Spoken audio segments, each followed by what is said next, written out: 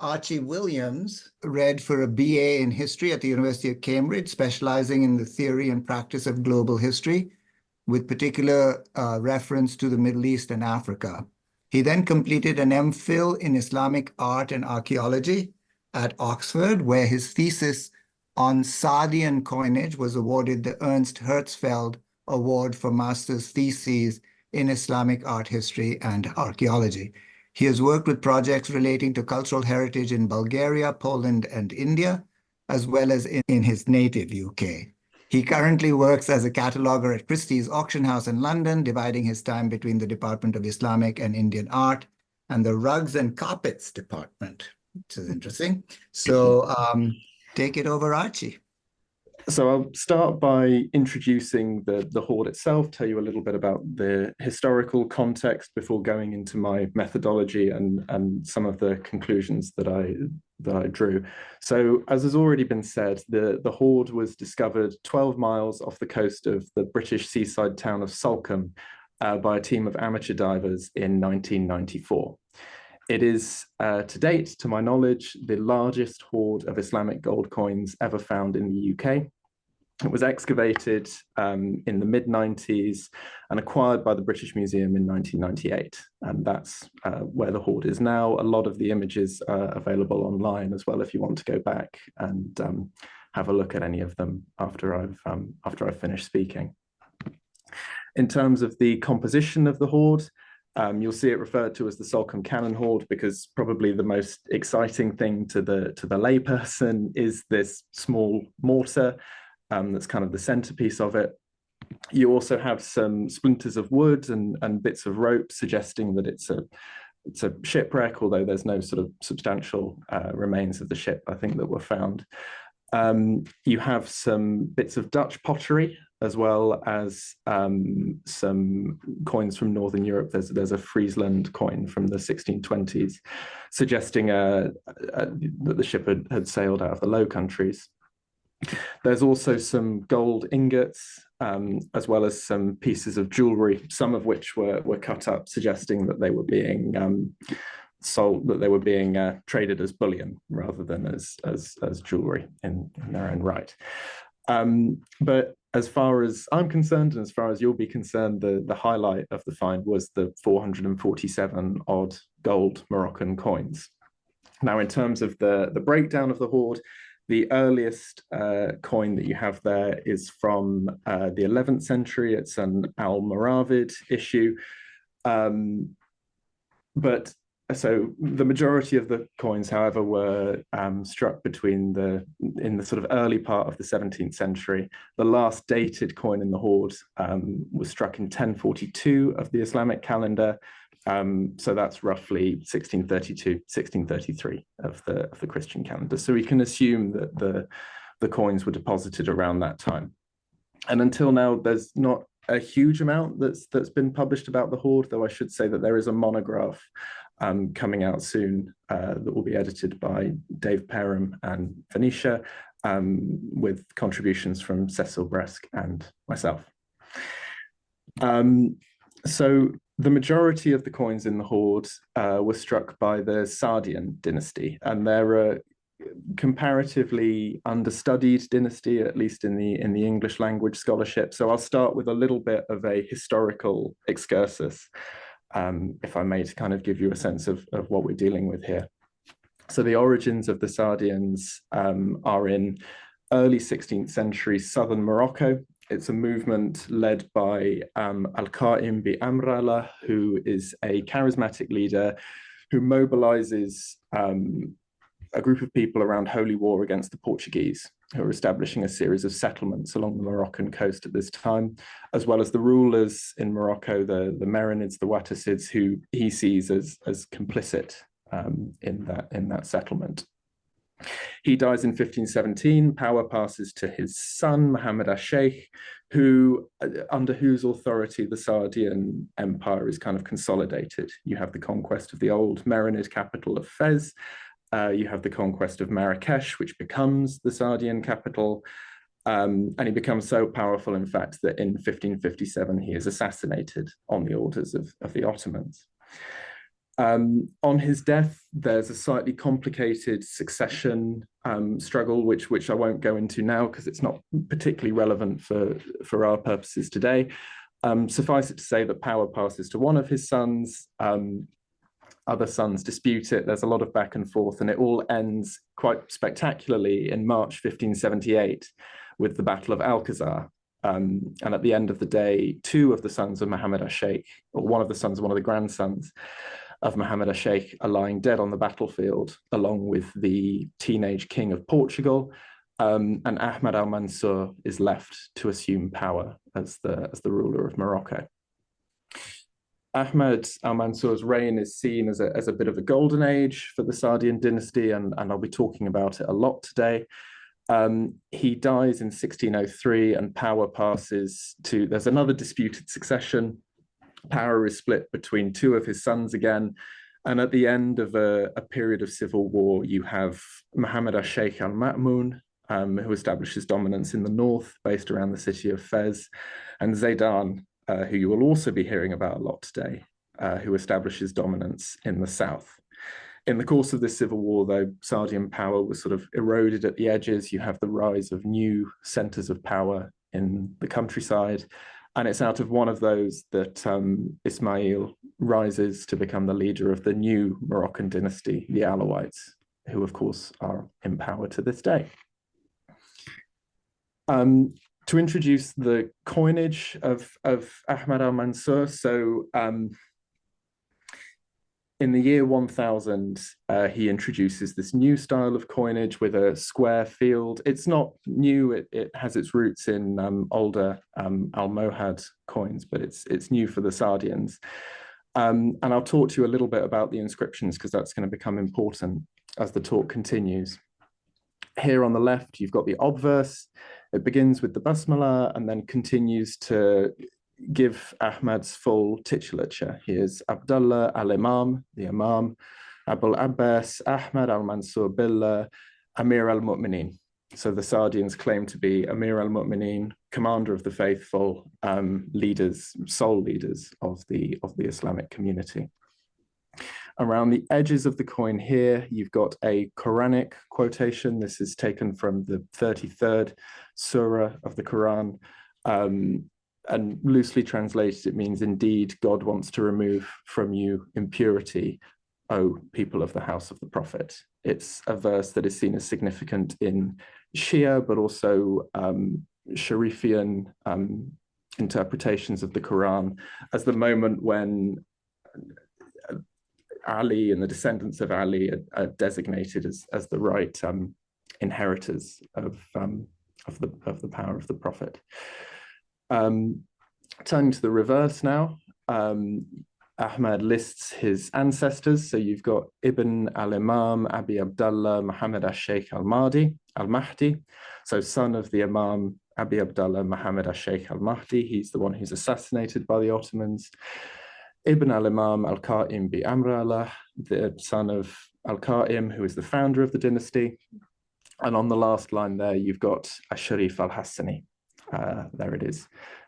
They claim to be Hassani Sharifs. They claim to be direct descendants of the Prophet. And that, of course, is a pattern of legitimacy that continues in Morocco to this day. The final point to be made here about the reverse is this is where you have the mint and date information. So this coin here, for example, is Doriba bihadra Marrakech, struck in the city of Marrakech. Hetuha Allah, may God protect it. Khams wa Alf, in the year 1005, which is 1596, 1597. Al-Mansur's reign is famous for a number of reasons. You've got the construction of the fantastic Badia Palace, the ruins of which can still be seen in Marrakech to this day. But he's more infamous, I think it's fair to say, for the invasion which he launched of the cities of the Niger Delta in the year 1589. So the reasons behind this are slightly obscure. Stephen Corey has written a brilliant book about Saadian ideology, and he argues that Ahmad was sort of launched this military attack as a way of flexing his muscles as Amir al-Mu'mineen, of proclaiming himself as leader of the community with power over Islamic communities, Islamic people south of the Sahara Desert. There's an intriguing counter proposal, though, which is put forward by Mercedes Garcia Arenal, who suggests that actually Ahmad was inspired by his contemporaries, the conquistadors. And it's known that he actually had a correspondence with Francis Drake. He was very interested in the discoveries of the New World. And when he realized that he wasn't going to be able to have a cut, he started seeking his own El Dorado, and so sent his forces across the Sahara Desert in pursuit of gold. So the chroniclers, the historians, kind of agree about two things with this invasion. In the first place, they agree that it was incredibly violent. And I think it sets a slightly disturbing precedent of armies going into the center of Africa from the coastline to extract mineral wealth at the point of a gun, something which obviously a pattern that you would see repeated time and time again in African history. But the chroniclers also agree that the invasion made Ahmad an incredibly wealthy man. So here we have two accounts. The first one is from an English merchant in Marrakech, Lawrence Maddock, who wrote in 1594 that not 10 days passed, here came a Kahia of the Andaluses home from Gagao, and they brought with them 30 mules laden with gold. The report is that Mahomet bringeth with him such an infinite treasure as I have never heard of. It doth appear that they have more gold than any other part of the world beside. This kind of is in agreement with what we have from the Moroccan chroniclers. So Al-Ifrani, who writes based on older, now lost historians, writes that following the conquest of the principalities of Sudan, the Moroccan Sultan gained so much gold powder that the envious were troubled and all observers stupefied. Al-Mansur did not pay his functionaries in anything but the purest gold and silver coins of proper weight. And by the gates of his palace, 1,400 hammers could be heard striking gold coins every day. So these are strong images. And yeah, Ahmad has been remembered mainly as Ahmad al-Dhahabi, Ahmad the Golden. But this has created a little bit of a historical myth around him. Indeed, the historian of Morocco, Henri Terrasse, wrote that it is actually quite hard to study Ahmad al-Mansur because of the brume d'or et de légende, the mist of gold and legend which surrounds him. And so when I heard about the Salcombe hoard, I was excited about the opportunity to use it as a way to cut through that mist and to try to examine these claims that are being made with reference to the numismatic evidence. So I kind of had two questions that I asked myself as I started my research. The first one was, what was the impact of the conquest of Gao and Timbuktu on the Sardian economy? In other words, what kind of uptick do you see in coin production around the time of the invasion? The second question I asked myself was, how sustained was that impact? Should we see this as a kind of smash and grab? They go in, they take the gold, they leave. Or should we see this as the beginning of a more regular long-term system of administration? Maybe it's not right to talk about it in terms of taxation, but a regularized kind of extraction of gold from the principalities of the Sudan. So in the first kind of flush of enthusiasm, I sat down and I counted all of the coins in the hoard and I divided them by ruler. And I sat there and I looked at my graph and I realized that it didn't tell me a huge amount. I was surprised by how many coins we had for the reign of Zaidan, and was struck by the fact that it was pretty similar to the number of coins we had from the reign of Ahmad, but it didn't tell me a huge amount. And actually, in examining the hoard, I realized that there are a number of biases that we see coming out.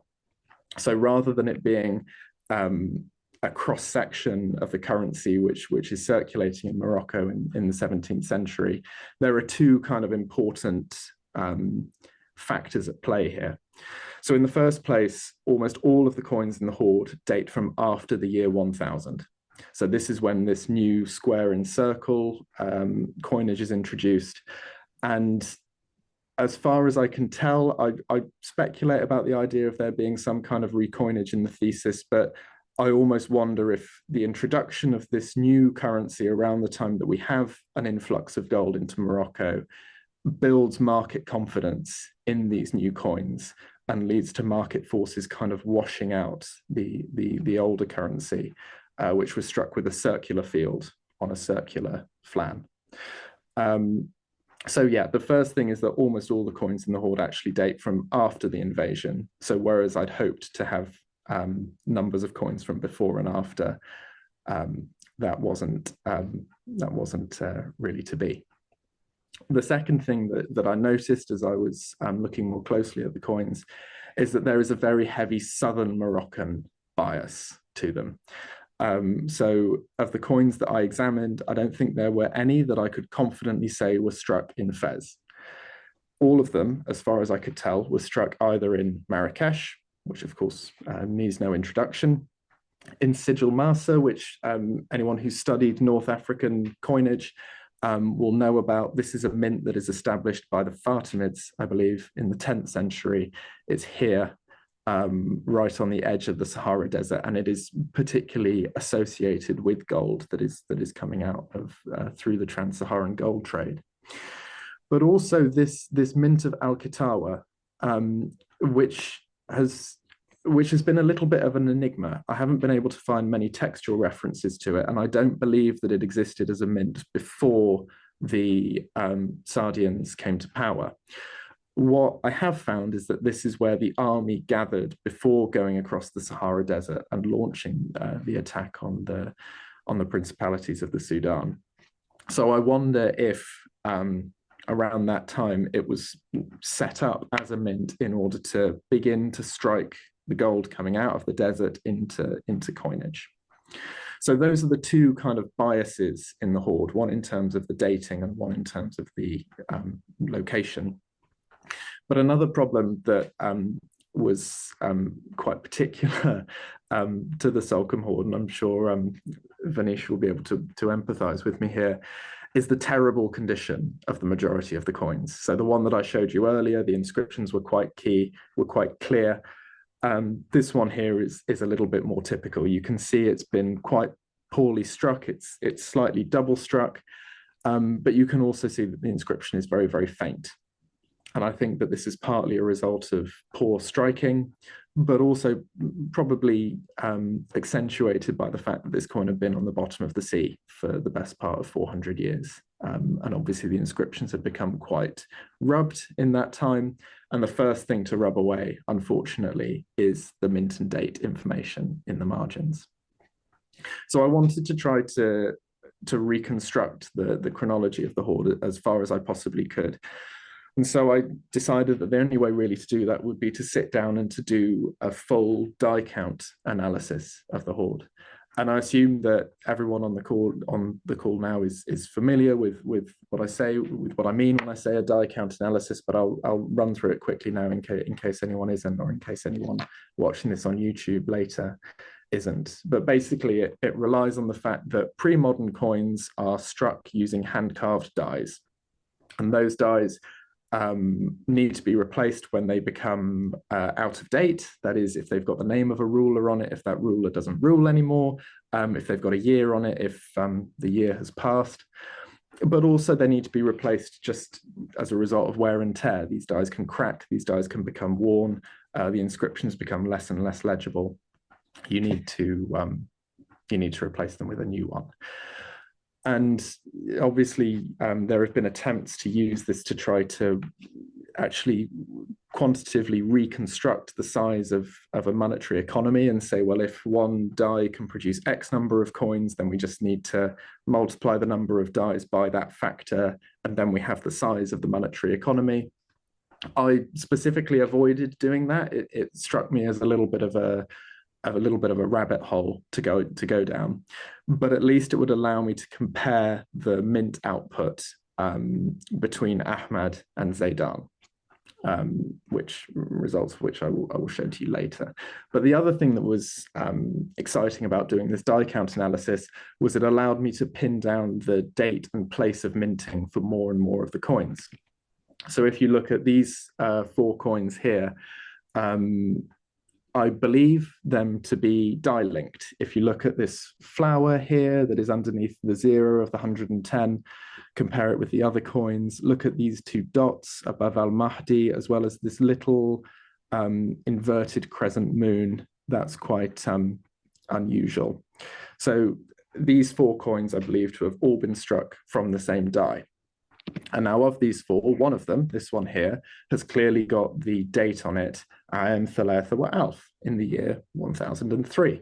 That's 1594, 1595.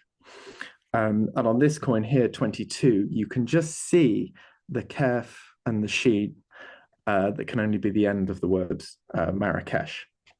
So even though we only have partial information for 2 of the coins, if the die link is correct, which I hope you'll agree with me, I'm fairly confident that it is, then we can say that all 4 of these coins were struck in Marrakech in the year 1003.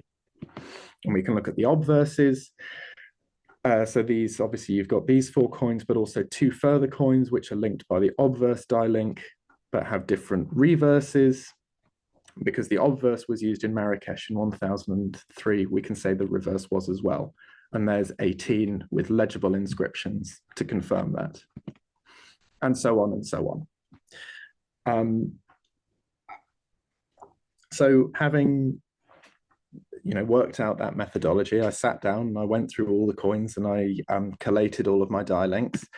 And this is what I got. I think that there are 81 dies represented in the hoard for Ahmad al-Mansur, and I think that there are 58 dies represented in the hoard for Zaydan. For the sake of full disclosure as well, because of the poor condition of the coins, 43 of the dinars of Ahmad I just decided were illegible and are not included in these, and 14 of the dinars of Zaydan I also judged to be, I didn't feel confident that I could get a good die link for them. So this is interesting because it shows that even though you have got more coins being produced under Ahmad than you do under Zaydan, there is still a pretty respectable production, I think, under Zaydan. Even though you do have this spike under Ahmad, it seems to be sustained into the 17th century, which I was surprised by. But as I said, I was able to take this analysis one step further, and I was able to actually break down the coins and the dies by year, again taking into consideration the fact that there were some dies represented in this last column here which I couldn't confidently date, and there were some dies as represented by the black columns where I couldn't work out what the place of minting was. But once you break it down like this, I think the result is quite striking. You have a definite spike in the year 1003. So I've showed you one of the die chains for Marrakech in 1003. I was able to construct 4 separate ones of those, which we can imagine were running at the same time. So while it's not quite 1,400 hammers outside the gates of the palace striking coins day and night, it's a substantial rate of production that you have in Marrakech at this time in the year 1003, which incidentally is just after Lawrence Maddock wrote his letter to England talking about the arrival of the caravan laden with gold from the Sudan. So based on the evidence of this, I'd say we can probably corroborate that story and say that the looting of the principalities of the Sudan definitely registers in the production of coinage in Saudi and Morocco. But I was also very struck by how, even though it's never quite reaches the heights of 1003 again, you do have a fairly sustained production throughout the rest of the reign of Ahmad al-Mansur. And the fact that many of these dies only had 1 or 2 coins within them suggests that if I start looking at coins in collections outside the hoard, that it will be quite the total number of dies for any given year would be really quite sizable. The third comment that I want to make about this graph is just to draw attention to the fact that you have the growing importance of Al-Kitawa, This, you'll remember, was that Saharan mint that I mentioned that I believe was set up by the Saadians specifically in order to deal with the gold that they acquired as a result of the invasion of the Sudan. You have it documented here for the first couple of times and growing more important with every passing year. And then I was able to do the same exercise with coins from the reign of Zaydan. And it's a much more checkered picture. So production is less consistent than it is in the reign of Ahmed. And this, I think, we can understand based on what we know of the political chronology of Zaydan's reign. So he was actually proclaimed in Fez in the year 1012. There's nothing, as far as I can tell, in the hoard from his first rule in Fez. But as I said, there's a distinctly Southern European, Southern Moroccan slant to the hoard. So I think that makes sense. He's ejected by his brother and he goes into the desert, builds his forces up again, reconquers the cities of Fez and Marrakech in 1017.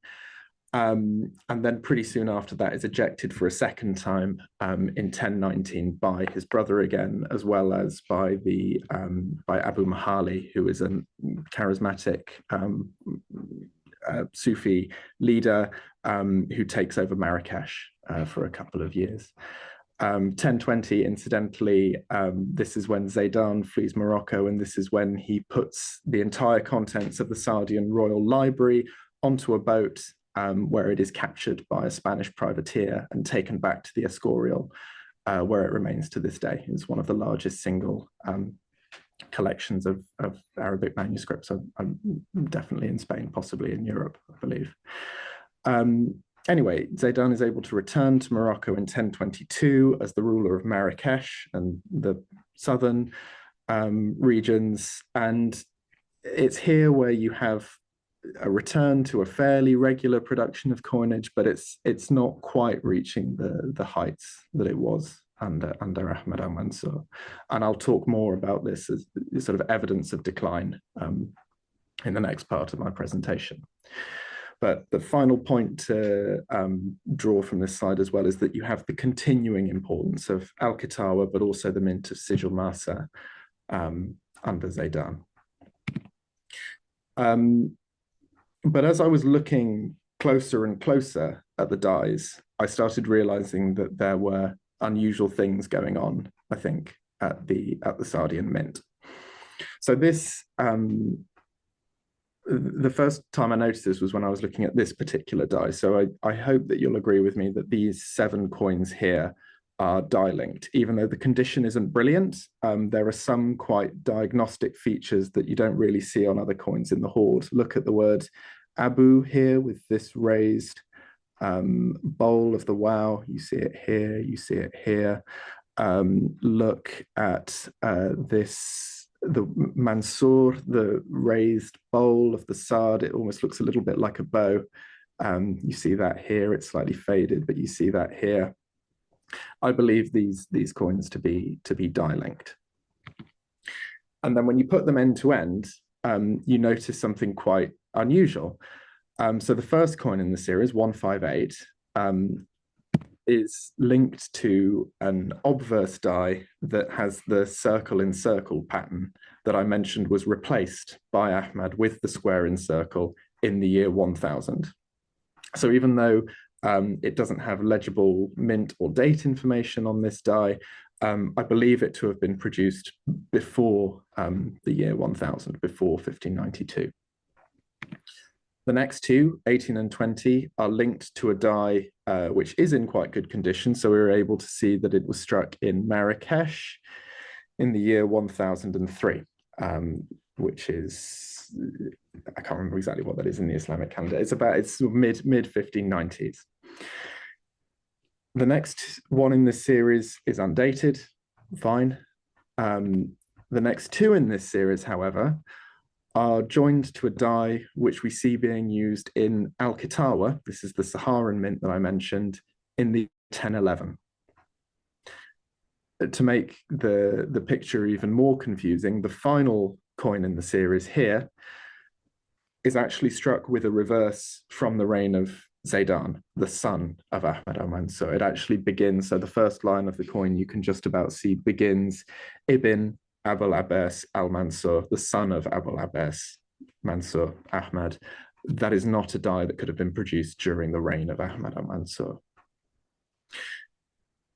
And to make the picture even weirder, if you take those two coins that I said were produced in Al-Katawa in the year 1011 and look for die links for the reverse in the hoard, you will see that it is linked to almost 20 further coins, all with this one single reverse die and two different other obverses.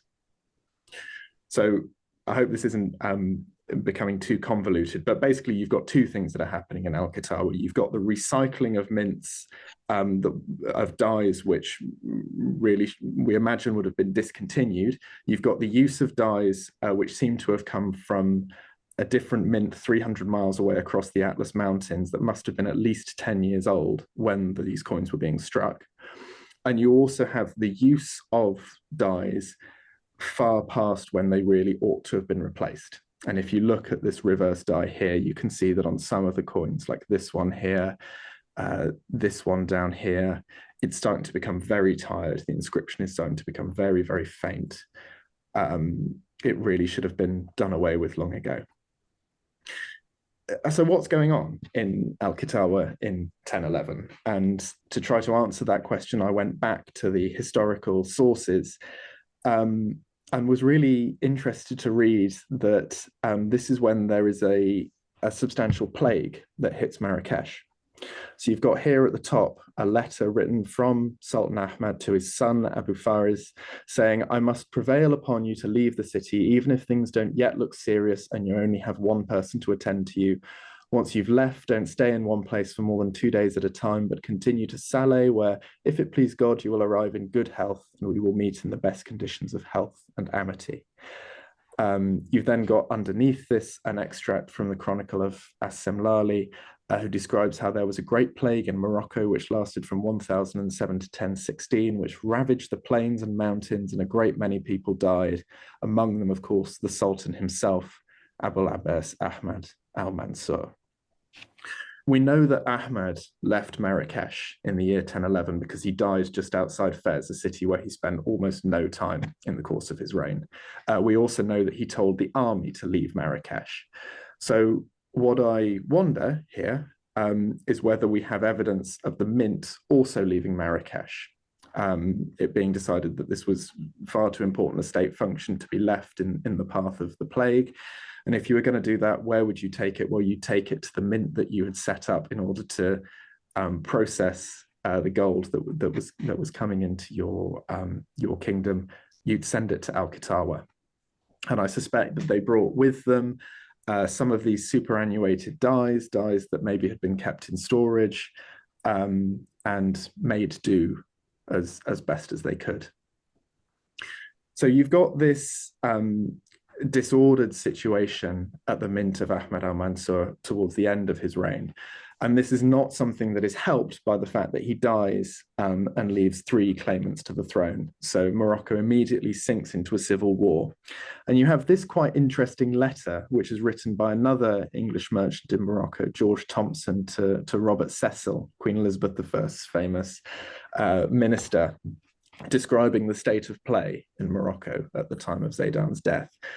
He says, "Muley Beferris hath this advantage, possession of his father's treasure in Marrakech, Marrakech." So this is after Zaidan has been ejected from Marrakech, "which was held to be very great, and that he seeketh to get friends and win the soldiers' hearts by giving them good pay."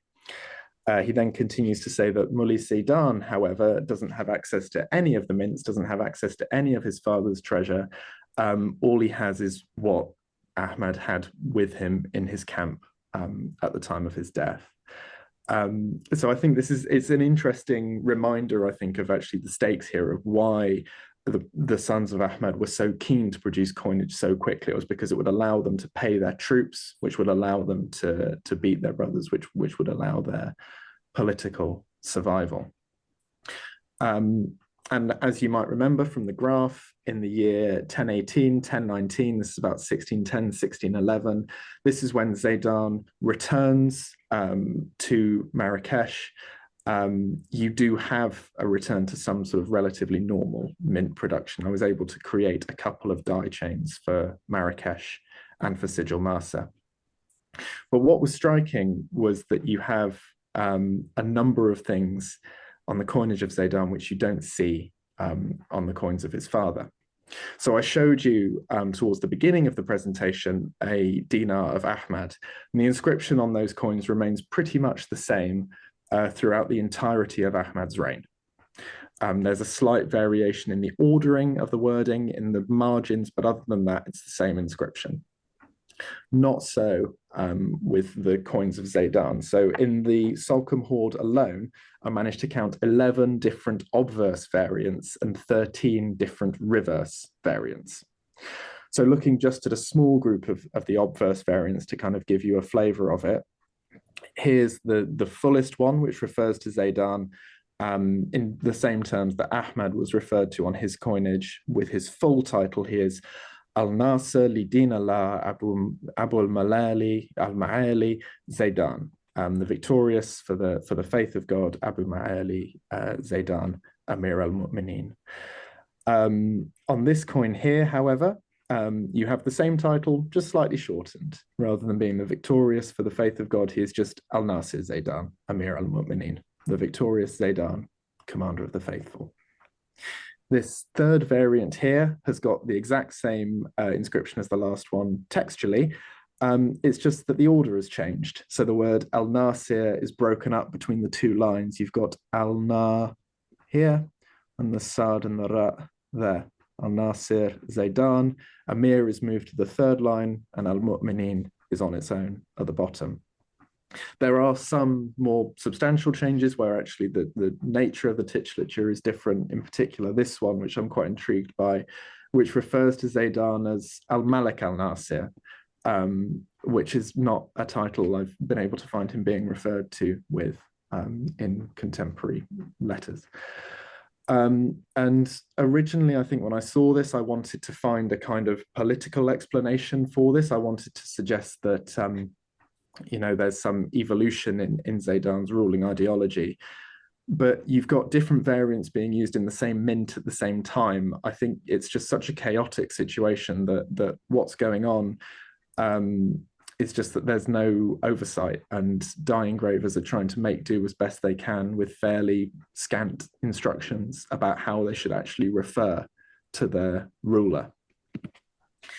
Another thing that is quite striking throughout the whole of the Salcombe hoard, actually, so this one on the left is a dinar of Ahmad, which is struck with two reverse dies. It's a double reverse dated to Marrakech 1004. This one next to it, though, dates from the reign of Zaidan, Marrakech 1025. Same thing. It's a double reverse die. And although you see that under both Ahmad and under Zaidan, what is distinctive for Zaidan's coinage is the moments where you have an obverse from one reign and a reverse from the other reign. I've already mentioned one of these earlier, but you have here 340. On the obverse, you've got Abul Abbas Ahmad al-Mansur Billah. And then on the reverse, Ibn al-Imam Ahmad, Ibn al-Imam Muhammad, the son of Ahmad, the son of Muhammad. So this is a reverse of Zaidan paired with an obverse of Ahmad. Same thing, but the other way around here. You've got Al-Nasir, Sad, Ra, Zaidan. There, Ibn al-Imam Abi Abdullah Muhammad al-Sheikh. So that one skips Ahmad out altogether.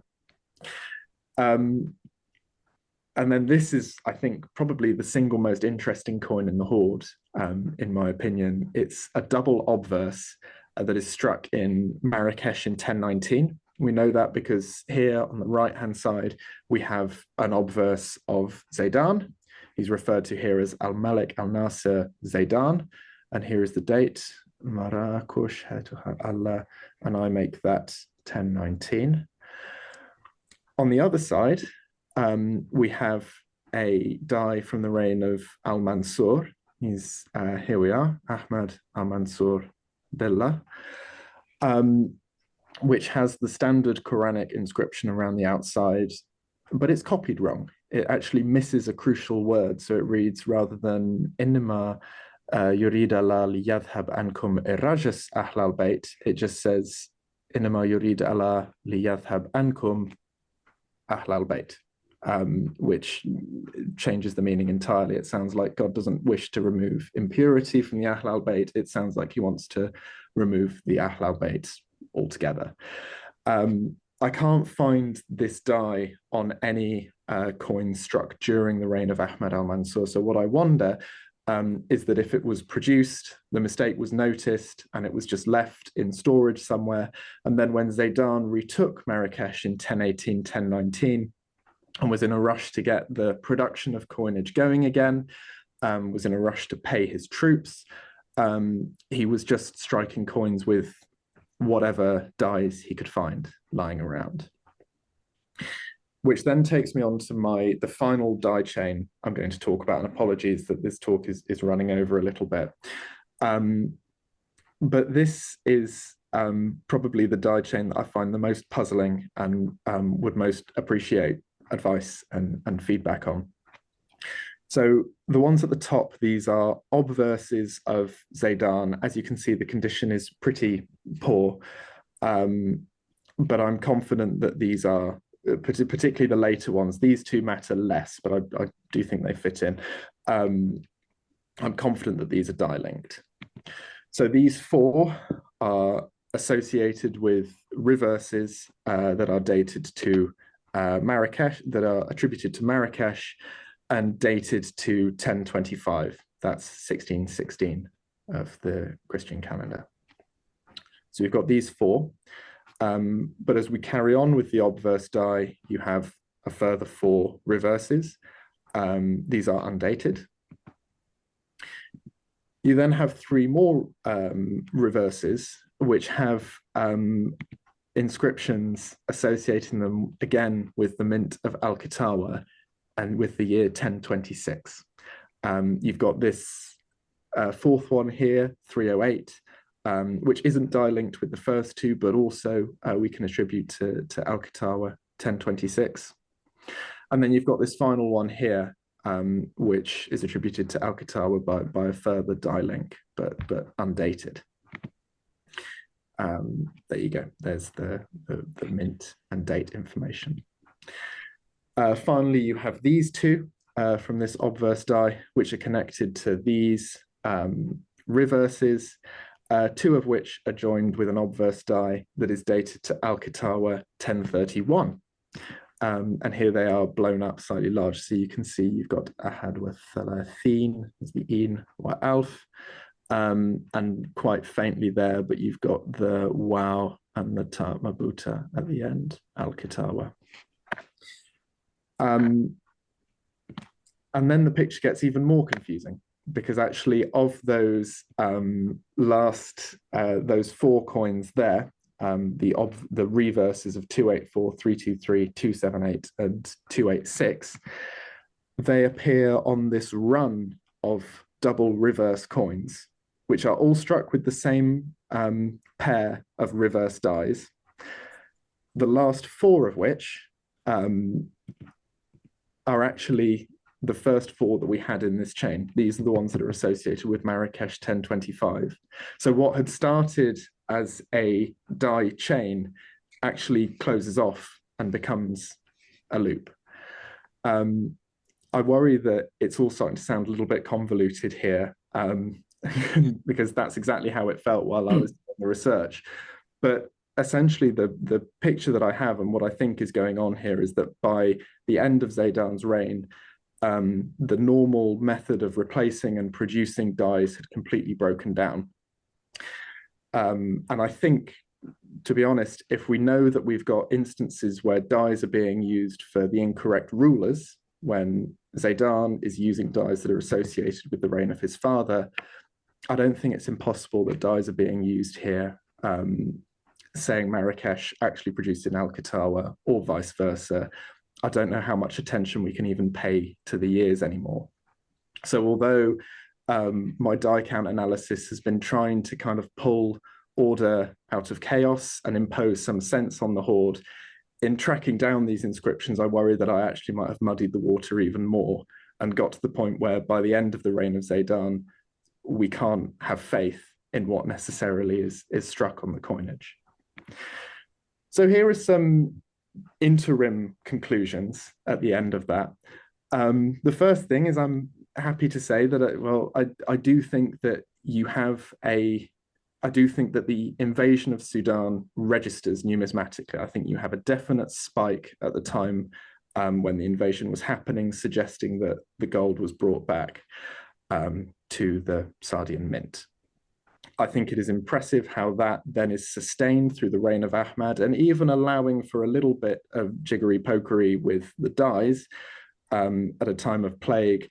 The production of coinage actually seems to be fairly sustained into the first quarter of the 17th century.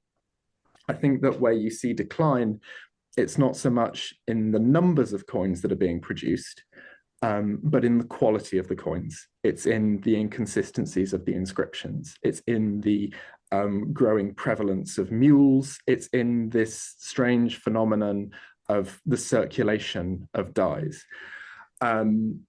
But one thing that I'm really struck by, that I think I want to conclude with, is that all the way through this, even though you've got issues with producing the right number of dies, you do have a consistently strong supply of gold to the mint, even if they're struggling to produce the right number of correct dies to keep up. Coins are still being produced in really quite impressive quantities well into the reign of Zaydan. So almost what I wonder is whether the invasion of the Sudan had proved to be a little bit of a poisoned chalice. And by flooding the economy with all of this Sudanese gold, actually the Moroccan administration couldn't keep up. And if we've got strain on the mint here, we can only really speculate at what strain that would have put on the economy, what the inflationary pressures would have been of having this sudden abundance of gold. So these are my conclusions, such as they are. But what I'm particularly excited about is this phenomenon of the wandering dies. Anyone who's familiar with Nicholas Lowick's work will know that this is something that has been attested before, but in quite a different way. And I'm really keen to keep chasing down these connections, to keep chasing down these links. So I include my email address there because I know that some of the people watching this will either work for institutions or have access to private collections which may have Sardian coins in them. And if you are happy to share images of them with me, I'd be pleased to be able to sort of slot them in to this die analysis that I've done and try to further improve our understanding of this incredibly surprisingly and occasionally frustratingly interesting hoard of coins. Thank you very much for your attention. Thank you, Archie, for that fascinating talk.